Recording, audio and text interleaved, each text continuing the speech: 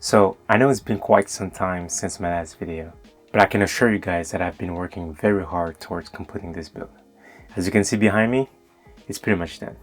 There's a van tour coming soon, so you gotta stay tuned for that. I'm actually getting ready to go on my first vanlife festival, and as I was getting ready for that, I thought I'd make a video about how to get started with vanlife. More specifically, how I got started with vanlife, because I can only talk about my own experience. Let's get to it.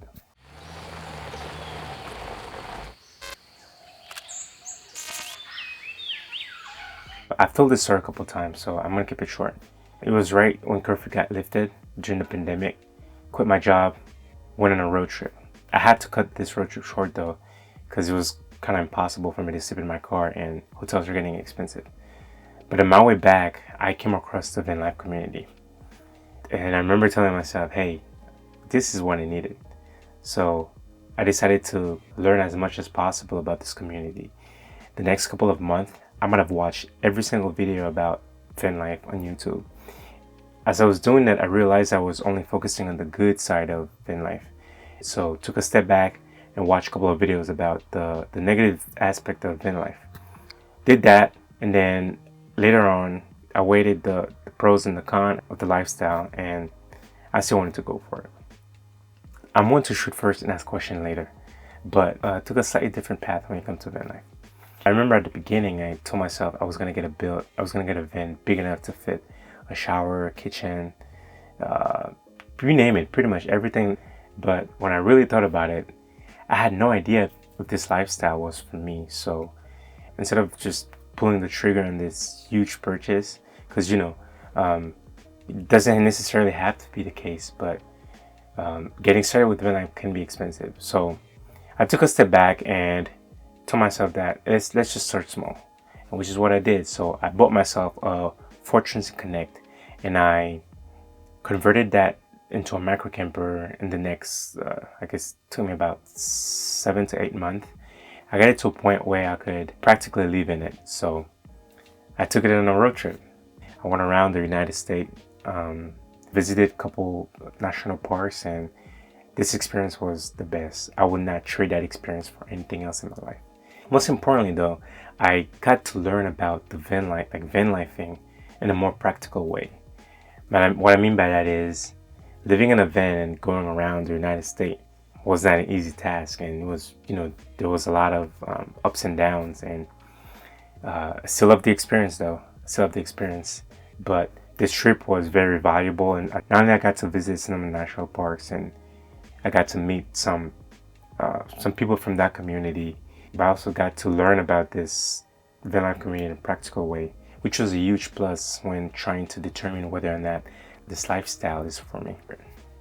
Once you decide that this lifestyle is for you, I just say go for it. For me, after that trip around the United States, I was exhausted at first, but I found myself wanting more of that lifestyle.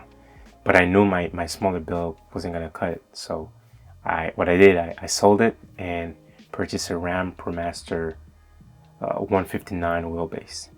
So as soon as I got it, thought about the floor plan, and I know what I wanted. I know I wanted a kitchen on this side, and the dinette in the back, a shower. I'm not one to design. At least in the first build, I was just building as I go, and I had an idea of what I wanted to have in a van, and then I just kind of went with the flow. But for this one, I actually drew it out on paper, and it's funny because the build came out almost exactly how I envisioned it. It's pretty interesting. And anyway, I got the van, I planned it out, and I went ahead and built. And what is it, 11 months later, I'm just now kind of completing the build.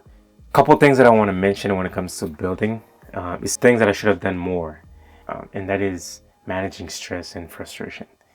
Now, this is my second build, so I had a little bit of experience, but since this one is a bigger one, there's a lot of new aspect of building that I didn't really know, that I was just doing for the first time. And with that comes frustration and stress, because first I had a hard deadline that I wanted to meet, but it was unrealistic, and here I am 11 months later, almost finishing it. So make sure you manage your stress and frustration. in order for you to avoid burnout, because I'm gonna tell you, it's gonna happen.